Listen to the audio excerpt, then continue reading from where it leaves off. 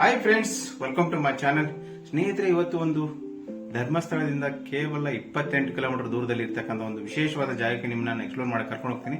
ಅದುವೇ ಶ್ರೀ ಶಿಶ್ಲೇಶ್ವರ ದೇವಸ್ಥಾನ ಅಂತ. ಇಲ್ಲಿಯ ದೇವಸ್ಥಾನದ ಬಗ್ಗೆ ವಿಶೇಷವಾಗಿ ಎಕ್ಸ್ಪ್ಲೋರ್ ಮಾಡ್ತೀನಿ. ಬನ್ನಿ ಆ ವಿಡಿಯೋನ ನೋಡೋಣ ಹೇಗಿದೆ ಅಂತ.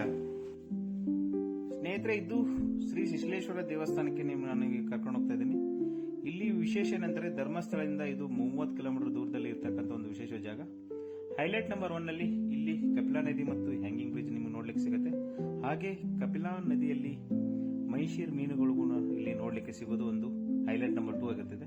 ಶ್ರೀ ಶಿಶ್ಲೇಶ್ವರ ದೇವಸ್ಥಾನ ಮೇನ್ ರೋಡ್ ಇಂದ ಕೇವಲ 15 ಕಿಲೋಮೀಟರ್ ಒಳಗಡೆ ನಾವು ಹೋಗಬೇಕಾಗುತ್ತೆ ಸ್ನೇಹಿತರೆ. ಇದು ಶಿಶಿಲ ಎಂಬ ಊರಲ್ಲಿ ಸಿಗ್ತಕ್ಕಂಥದ್ದು ಶ್ರೀ ಶಿವನ ಉದ್ಭವ ಲಿಂಗವಾಗಿರ್ತದೆ ಸ್ನೇಹಿತರೆ.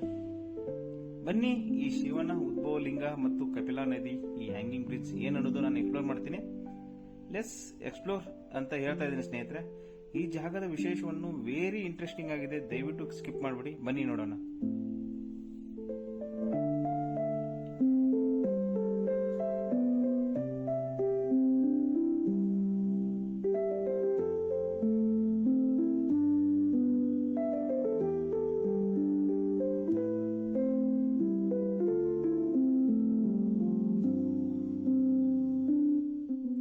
ಸ್ನೇಹಿತರೆ, ಇವಾಗ ನಾವು ಮೇನ್ ದ್ವಾರ ಬಾಗಿಲಕ್ಕೆ ನಾವು ಇಲ್ಲಿ ಇವಾಗ ರೀಚ್ ಆಗಿದ್ದೇವೆ. ಇಲ್ಲಿಂದ 1.5 ಕಿಲೋಮೀಟರ್ ಒಳಗಡೆ ಹೋಗಬೇಕಾಗತ್ತೆ. ಅದುವೇ ಶ್ರೀ ಶಿಶ್ಲೇಶ್ವರ ದೇವಸ್ಥಾನದ ಶಿಶಿಲ ಅಂತ ಹೇಳ್ಬೋದು. ಈ ಜಾಗದ ಹೆಸರು, ಊರ ಹೆಸರು ಶಿಶಿಲ ಅಂತ. ಇಲ್ಲಿ ಶ್ರೀ ಶಿಶ್ಲೇಶ್ವರ ದೇವಸ್ಥಾನ ಸನ್ನಿಧಿ ನಿಮ್ಮನ್ನ ಕರ್ಕೊಂಡು ಹೋಗ್ತೀನಿ. 1.5 ಕಿಲೋಮೀಟರ್ ಒಳಗಡೆ ಹೋಗಬೇಕಾಗತ್ತೆ. ಇಲ್ಲಿ ವಿಶೇಷವಾದ ಒಂದು ಮಾಹಿತಿ ಇಲ್ಲಿದೆ ನೋಡಿದ್ದೆ ಸ್ನೇಹಿತರೆ. ಇದು ಮೀನುಗಾರ ಇಲಾಖೆಯಿಂದ ನೋಡಿರ್ತಕ್ಕಂಥ ಒಂದು ವಿಶೇಷವಾದ ಆದೇಶ. ಇಲ್ಲಿ ಮೈಶೀರ್ ಅಂದ್ರೆ ದೇವರ ಮೀನನ್ನು ಹಿಡಿಯಲಿಕ್ಕೆ ಯಾವುದೇ ಇಲ್ಲಿ ಪ್ರವೇಶ ಇಲ್ಲ ಅಂತ ಹೇಳ್ಬೋದು. ಇದು ಇಲ್ಲಿ ಮೀನುಗಾರ ಇಲಾಖೆಯಿಂದ ವಿಶೇಷವಾದ ನೋಟಿಸ್ ಕೂಡ ಇಲ್ಲಿ ನಮ್ಗೆ ನೋಡ್ಲಿಕ್ಕೆ ಸಿಗುತ್ತೆ. ಹಾಗೆ ಸುತ್ತಲೂ ಬೆಟ್ಟ ಗುಡ್ಡಗಳಿಂದ ಕೂಡಿರ್ತಕ್ಕಂಥ ಒಂದು ಜಾಗದಲ್ಲಿ ಈ ಜಾಗವು ನಮಗೆ ನೋಡ್ಲಿಕ್ಕೆ ಸಿಗೋದು ಒಂದು ವಿಶೇಷ. ನೋಡಿ, ಅಷ್ಟೇ ತುಂಬಿ ಇರ್ತಕ್ಕಂಥ ಒಂದು ಕಪಿಲಾ ನದಿ, ಹಾಗೆ ಅದರ ಪಕ್ಕದಲ್ಲಿ ನೆಲೆಸಿರ್ತಕ್ಕಂಥ ಶ್ರೀ ಶಿಶ್ಲೇಶ್ವರ ದೇವಸ್ಥಾನ ನೋಡ್ಲಿಕ್ಕೆ ಒಂದು ರಮಣೀಯ ದೃಶ್ಯ ಅಂತ ಹೇಳ್ಬೋದು. ಬನ್ನಿ, ಇನ್ನೂ ವೆರಿ ಇಂಟ್ರೆಸ್ಟಿಂಗ್ ಸ್ಟೋರಿನ ನಿಮಗೆ ಹೇಳ್ತಾ ಹೋಗ್ತೀನಿ.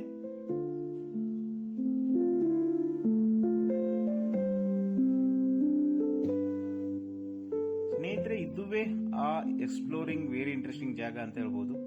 ನೋಡಿ, ಇಲ್ಲಿ ನಮಗೆ ನೋಡ್ಲಿಕ್ಕೆ 2 ಬ್ರಿಡ್ಜ್ ಸಿಗುತ್ತೆ. ಒಂದು ಹ್ಯಾಂಗಿಂಗ್ ಬ್ರಿಡ್ಜ್, ಒಂದು ಸ್ಮಾಲ್ ಆದಂತ ಒಂದು ಬ್ಯಾರಿಕೇಡ್ ಅಂತ ಹೇಳ್ಬೋದು ಸ್ನೇಹಿತರೆ.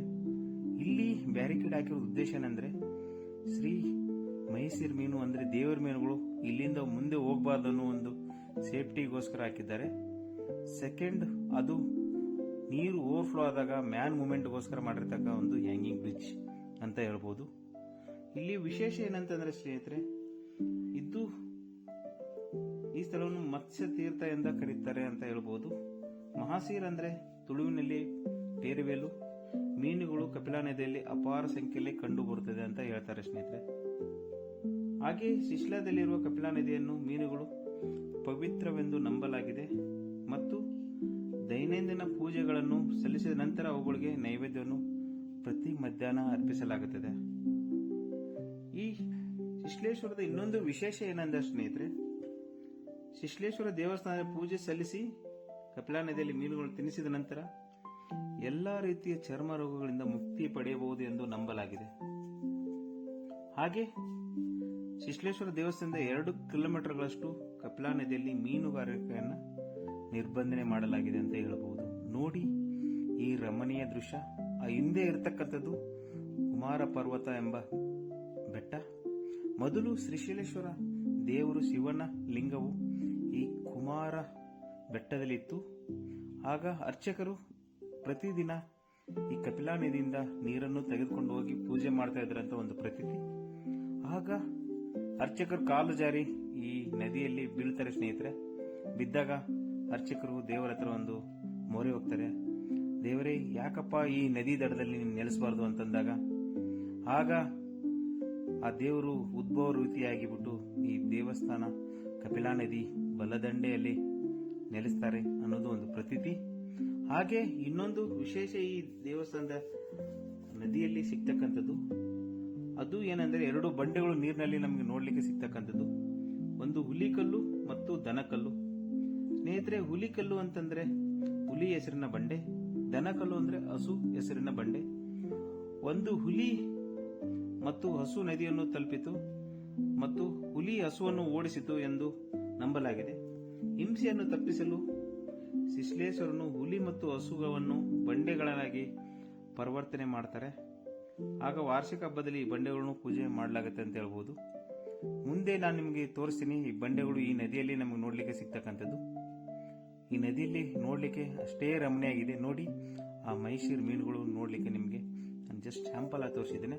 ಬನ್ನಿ, ಒಳಗಡೆ ಇನ್ನೂ ಇಂಟ್ರೆಸ್ಟಿಂಗ್ ಆದಂತ ಜಾಗಗಳನ್ನ ನಿಮಗೆ ನಾನು ಕರ್ಕೊಂಡು ಹೋಗ್ತೀನಿ.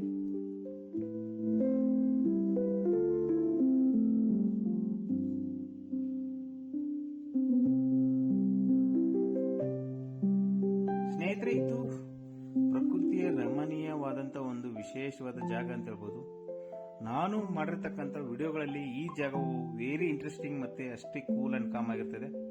ದಯವಿಟ್ಟು ಧರ್ಮಸ್ಥಳದ ವಿಸಿಟ್ ಮಾಡಕ್ಕೆ ಹೋದವರು ಒಂದು ಬಾರಿ ಈ ದೇವಸ್ಥಾನ ವಿಸಿಟ್ ಮಾಡಿ, ನೀವು ಕೂಡ ಈ ಜಾಗವನ್ನು ಎಕ್ಸ್ಪ್ಲೋರ್ ಮಾಡಿ ಅಂತ ನಾನು ಹೇಳ್ತೀನಿ. ಯಾಕಂದ್ರೆ ನಾನು ಕೂಡ ನನ್ನ ಸ್ನೇಹಿತರ ಮೇರೆಗೆ ನಾನು ಕೂಡ ಈ ಜಾಗವನ್ನು ಎಕ್ಸ್ಪ್ಲೋರ್ ಮಾಡಿದ್ದೇನೆ. ಅಷ್ಟೇ ಬ್ಯೂಟಿಫುಲ್ ಆದಂತ ಒಂದು ವಿಶೇಷವಾದಂತ ಜಾಗ ಇದು ಆಗಿರ್ತದೆ. ನೋಡಿ, ಇಲ್ಲಿ ಮೀನುಗಾರ ಇಲಾಖೆಯಿಂದ ಕೊಟ್ಟಿರ್ತಕ್ಕಂಥ ಒಂದು ನೋಟಿಸ್. ಬನ್ನಿ, ಈ ದೇವಸ್ಥಾನದ ಒಳಗಡೆ ಕರ್ಕೊಂಡು ಹೋಗ್ತೀನಿ ನಿಮಗೆ. ಇದು ಶ್ರೀ ಶಿಶ್ಲೇಶ್ವರ ದೇವಸ್ಥಾನ, ಶಿಶಿಲ ಅಂತ ಹೇಳ್ತೀನಿ. ದೇವಸ್ಥಾನ ಒಳಗಡೆ ವೆರಿ ಇಂಟ್ರೆಸ್ಟಿಂಗ್ ಆದಂತ ಒಂದು ಒಳಗಡೆ ನಿಮಗೆ ದರ್ಶನ ಮಾಡಿಸ್ತೀನಿ.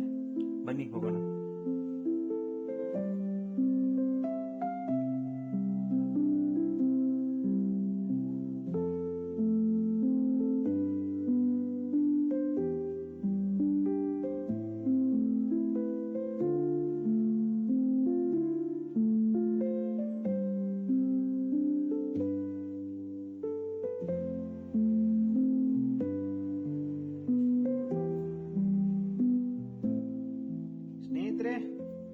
ಇದು ಎಲ್ಲಪ್ಪ ಅಂತ ಕೇಳ್ತೀರಾ ಸ್ನೇಹಿತರೆ? ಇದು ಬೆಳ್ತಂಗಡಿ ತಾಲೂಕು, ದಕ್ಷಿಣ ಕನ್ನಡ, ಶಿಶಿಲ ಅಂತ ಹೇಳ್ತಾರೆ ಸ್ನೇಹಿತರೆ.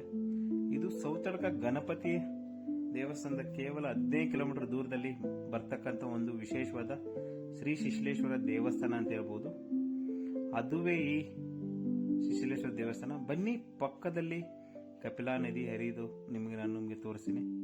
ನೋಡಿ, ಇದು ಕಪಿಲಾ ನದಿ ತುಂಬಿ ಹರಿಯುತ್ತಿರುವ ಒಂದು ವಿಶೇಷವಾದ ಒಂದು ದೃಶ್ಯ. ನೋಡಿ, ಆ ಹ್ಯಾಂಗಿಂಗ್ ಬ್ರಿಡ್ಜು, ಈ ನದಿ, ಅಷ್ಟೇ ಬ್ಯೂಟಿಫುಲ್ ಆದಂತ ಒಂದು ತೀರ್ಥ ಈ ಜಾಗವನ್ನು ಅಂತ ಹೇಳ್ಬೋದು.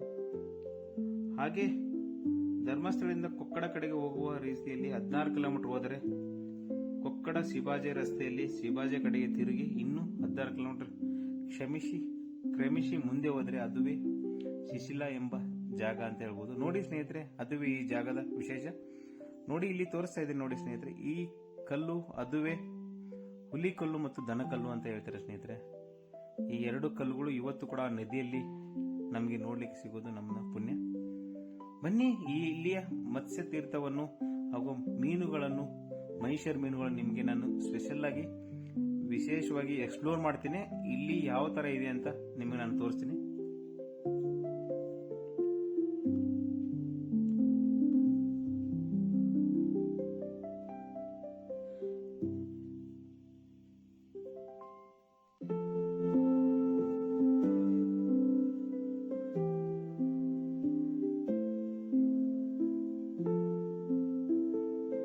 ನೋಡಿ ಸ್ನೇಹಿತರೆ, ಇದು ಮೈಸೂರು ಮೀನುಗಳಿಗೆ ನಾವು ಹಾಕ್ತಕ್ಕಂಥ ಅಕ್ಕಿ ಅಥವಾ ಮಂಡಕ್ಕಿ ಹಾಕಿದಾಗ ಇಲ್ಲಿ ಬರ್ತಕ್ಕಂಥ ಮೀನುಗಳು ನೋಡ್ಲಿಕ್ಕೆ ಒಂದು ಮನೋಹರ ದೃಶ್ಯ ನೋಡ್ಲಿಕ್ಕೆ ಸಿಗುತ್ತೆ.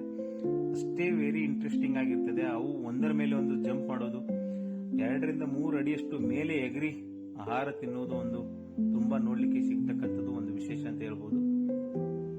ಹಾಗೆ ಇಲ್ಲಿಯ ಇನ್ನೂ ಒಂದು ವಿಶೇಷ ಏನಂತಂದ್ರೆ ಸ್ನೇಹಿತರೆ, ಇಲ್ಲಿಯ ಮತ್ಸ್ಯ ಮೀನುಗಳು ನೀವು ಆಹಾರ ಹಾಕಿದ್ರೆ ನಿಮಗೆ ಚರ್ಮ ರೋಗ ವ್ಯಾಧಿಗಳಿಂದ ನೀವು ಕೂಡ ಇಲ್ಲಿ ಮುಕ್ತಿಯನ್ನ ಪಡೆಯಬಹುದು ಅನ್ನೋದು ಒಂದು ಪ್ರತೀತಿ.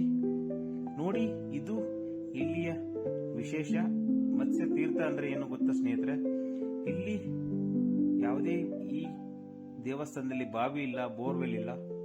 ಇಲ್ಲಿ ಶಿವನ ಉದ್ಭವ ಲಿಂಗಕ್ಕೆ ಈ ತೀರ್ಥ ಅಂದ್ರೆ ಮೀನುಗಳು, ಮೈಸೂರು ಮೀನಿನ ಇರ್ತಕ್ಕಂಥ ನೀರಿನ ತೀರ್ಥವನ್ನೇ ಈ ಶಿವಲಿಂಗಕ್ಕೆ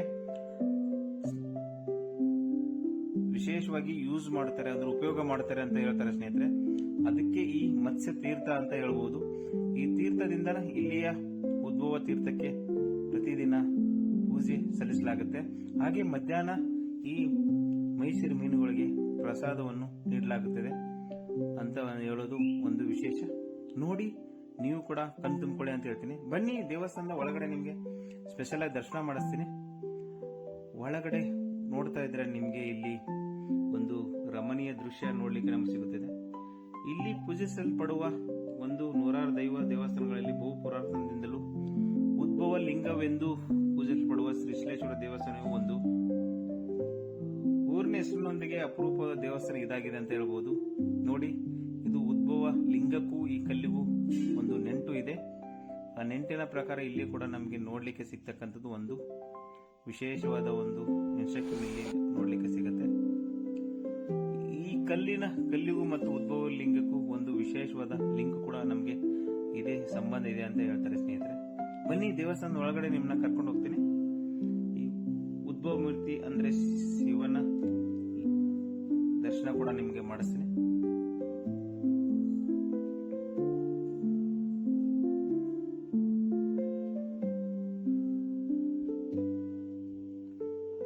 ಸ್ನೇಹಿತರೆ, ಇದು ದರ್ಶನವಾಗಬೇಕಾದ್ರೆ ನಮಗೆ ನೋಡ್ಲಿಕ್ಕೆ ಸಿಕ್ಕಿರ್ತಕ್ಕಂಥದ್ದು. ಹಾಗೆ ದೇವಸ್ಥಾನದ ಸುತ್ತಲೂ ಅಷ್ಟೇ ಅಚ್ಚುಕಟ್ಟಾದ ಮತ್ತು ಸುಂದರವಾಗಿ ನೋಡ್ಲಿಕ್ಕೆ ಸಿಗ್ತಕ್ಕಂಥ ಒಂದು ವಿಶೇಷವಾದ ಒಂದು ದೇವಸ್ಥಾನದ ದರ್ಶನ.